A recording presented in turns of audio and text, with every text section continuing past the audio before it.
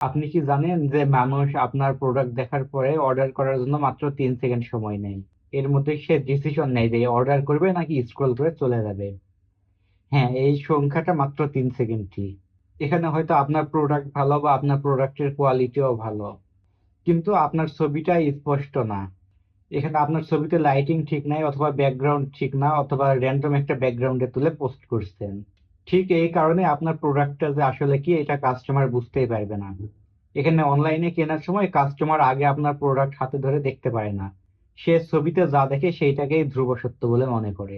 অপরদিকে আপনি যখন একটা ক্লিয়ার ছবি পোস্ট করবেন তখন এটা কাস্টমারকে একটা মেসেজ দেয় যে এই ব্র্যান্ডটা আসলে বিশ্বাসযোগ্য, এদেরকে বিশ্বাস করা যায় এবং এদের থেকে কোনো একটা প্রোডাক্ট নেওয়া যায়। আর এখানে যদি একটা অগোছালো ছবি হতো তাহলে কাস্টমার মনে একটা অজান্তে মেসেজ দিত যে একটু ভেবে দেখি, অন্য পেজে একটু দেখে আসি।